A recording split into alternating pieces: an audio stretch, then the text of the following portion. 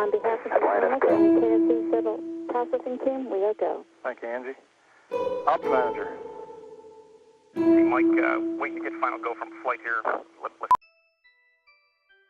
Yo, Darius Pitt here. So, maybe you're in the market for a drone, maybe you've already got one. In either case, good for you. I was also in the market for a drone. The guys at DJI sent me a Mavic Pro. Thank you very much. I'm having a lot of fun flying this thing around. I will be using this Mavic Pro as we get into talking about how to fly a drone. Hashtag booyah. Register your drone. It used to be that if your drone weighs more than 0.55 grams and less than 55 pounds, you needed to register it with the FAA. But it looks like that is no longer the case. You only need to register it if you're flying your drone commercially. However, the website still says you have to register even as a hobbyist. Now, I'm not sure what the regulations are in other countries. You'll have to look them up wherever you live. Intro drones. The more expensive drones almost fly themselves with the positioning hold, self-leveling, elevation hold, etc., etc. But if the GPS fails on these drones, most new pilots are not capable of dealing with the manual controls and handling the wind drift.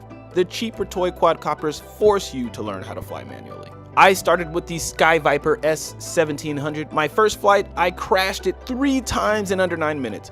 I know it was in 9 minutes because that's how long the battery lasted. I quickly realized just how much the wind can knock your drone around. Just hovering in place was a challenge. A quick note about starting with cheaper drones, the flying experience is not the same as with more expensive drones. I'd say flying anything smaller than a foot would not be very useful for practice. Simulator. When you're just getting started with all this drone business, it's much better to crash a computer simulated drone than a real one. I used the Skyviper simulator until I got used to the drone. When I switched to the Mavic, I also used their simulator in the DJI Go app. I do not know what it is, but people get their drones and they like to go right into their backyard and fire them up without even taking a look at the manual. It's a really good idea to familiarize yourself with the settings. Real talk. Open areas. Your first flight should be in an open area. If there's any incident, more than likely nobody's gonna get hurt. By open area, I mean like a football field or a park with no more than like a handful of trees around. People and power lines should not be an issue for you. The idea is to practice a lot in no risk or low risk situations until you feel more comfortable. While strong winds are great for handheld gliding, they are not so great for drone flying. I try and fly when the wind is no more than 15 miles per hour.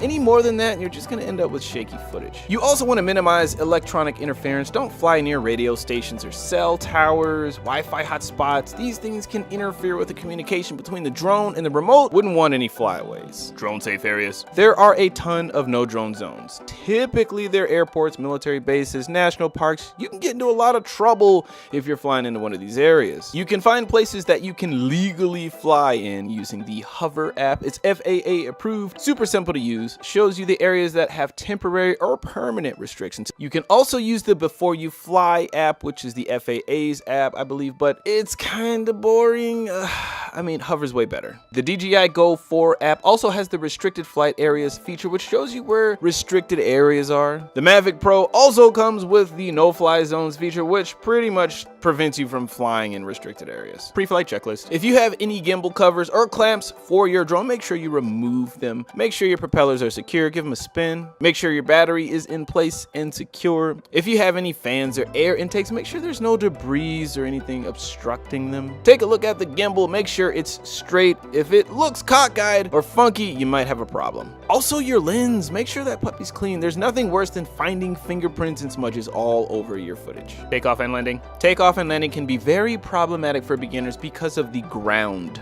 effect. This is when the ground itself interrupts airflow blowing down from the propellers, resulting in a vacuum. When this happens, things can get a little hairy, so be careful. You might want to just practice taking off and landing first. Get a good feel for it.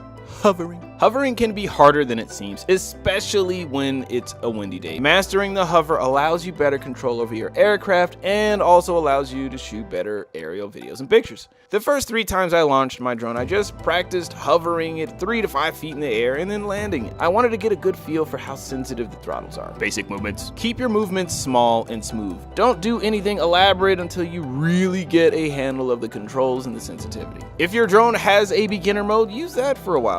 This mode usually caps your speed and altitude. My first 4 flights were in beginner mode. If you have a DJI drone, you might also have tripod mode. It slows your movements to a cinematic pace, but it's also really great for beginners who want to practice without all that speed. There are a few flight exercises you can do to familiarize yourself with the controls. Fly in a square. Using just the right stick, fly in a square with the drone. This is going to get you really familiar with the roll and the pitch. Fly in a circle. You'll have to use both sticks for this one. If you can fly in a circle, you will have come a long ways with the controls. You should be at least 5 to 10 feet in the air for this. Keep doing this until you're comfortable flying in a circle in both directions. Fly in a figure eight. Flying in a figure eight teaches you how to balance yaw, pitch, roll, and throttle controls while switching from the drone's nose pointing away from you and toward you. This will definitely help you get used to accurately controlling the drone no matter which direction it's facing. Now, there is such a thing as headless mode. Do not use it for this exercise. That would be cheating. Crash! It happens to the best of us. In order to prevent a single crash from ruining your entire day, be prepared. Get a few extra propellers, maybe get a few extra batteries. Many drones have obstacle avoidance built into them. You should be aware of what areas are actually covered with this and which areas aren't.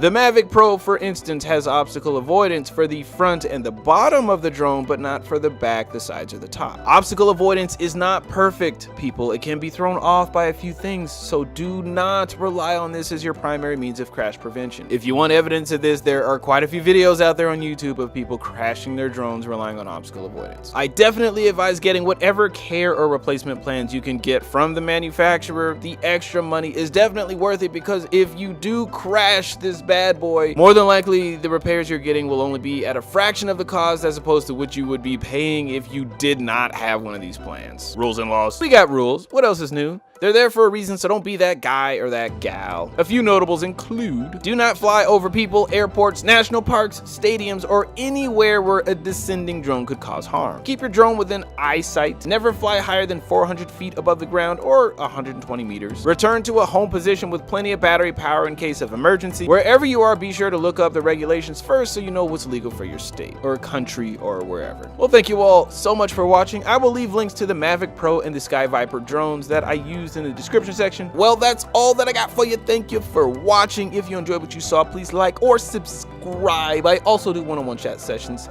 If that is something you are interested in, please bring your filmmaking or YouTube questions. I will leave a link in the description section where you can get more info on that. I do believe that's all that I got for you. Deeper down. They would make a total of 6 stops on this traverse, collecting samples from large rocks,